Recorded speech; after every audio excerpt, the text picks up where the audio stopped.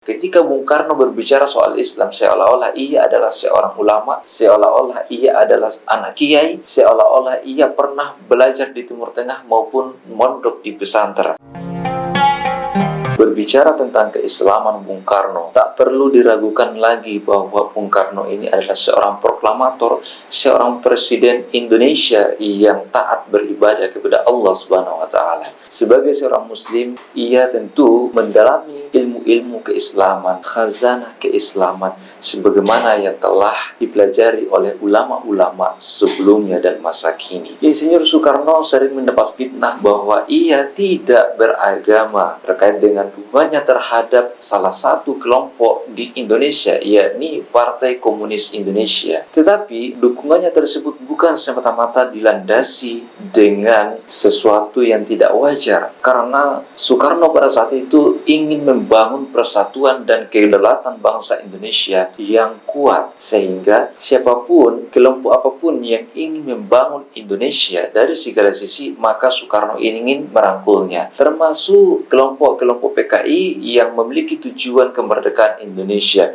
terlepas dari latar belakang dan ideologi yang dimilikinya. Tentu ini menjadi kebijakan yang merugikan Soekarno sekaligus menguntungkan Soekarno, sebab dengan dukungan tersebut ia mendapat dua hal. Yang pertama, kebaikan dan keburukan. Kebaikannya, ia dapat menjaga kesatuan NKRI. Yang ketiga, ia juga dapat memecah belah NKRI karena perbedaan ideologi tersebut. Kembali soal keislaman Bung Karno, khazanah keilmuan Bung Karno juga sangat dalam. Hal ini bisa terlihat ketika Muktamar ke-13 Nahdlatul Ulama. Saat itu Bung Karno berorasi tentang ibadah. Bung Karno memaparkan bahwa ibadah itu adalah suatu tatanan yang sejalan dengan Al-Quran dan hadis. Hal ini sudah jelas bahwa ibadah itu tidak boleh menyeleweng dari Al-Quran dan hadis. Begitupun dengan ibadah-ibadah dan muamalah yang bernilai ibadah.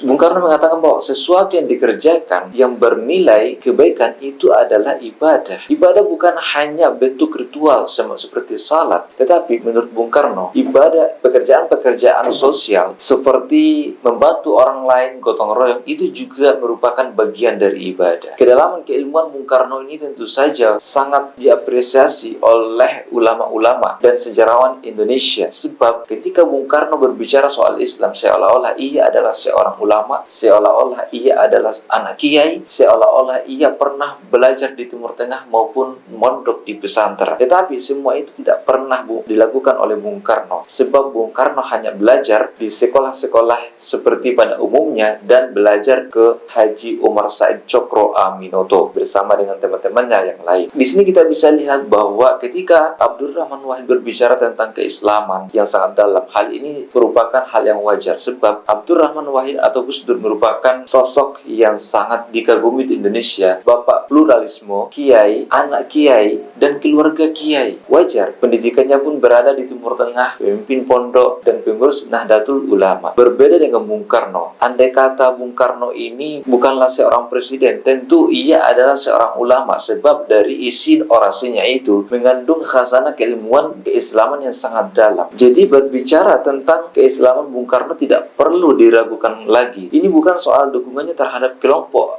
yang ada di Indonesia, tapi bagaimana Bung Karno ini mengekspresikan keislamannya melalui tangan, tapi bukan dengan lisan. Jika lisan, tentu Bung Karno akan mematahkan tuduhan-tuduhan terhadapnya yang mengatakan bahwa Bung Karno ini bukan Islam. Nah, Bung Karno dengan mudah mematahkan tuduhan tersebut melalui orasi-orasinya. Tetapi Bung Karno tidak. Bung Karno tidak melakukan itu sebab dengan bantahan melalui orasinya, tentu orang lain akan berpikir bahwa itu hanya orasi, bukan dengan tindakan. Maka Bung Karno mematahkan tuduhan tersebut melalui tangannya. Salah satu tindakan yang dilakukan oleh Bung Karno yakni mendirikan masjid di samping istana yang bernama Baitur Rahim. Masjid itu pun ditempati salat Jumat, dan imam pertama yang melakukannya adalah Bung Karno atas permintaan salah satu ulama yang tersohor pada saat itu, yakni Kiai Haji Wahab Hasbullah, yang merupakan Rais Am NU pada saat itu.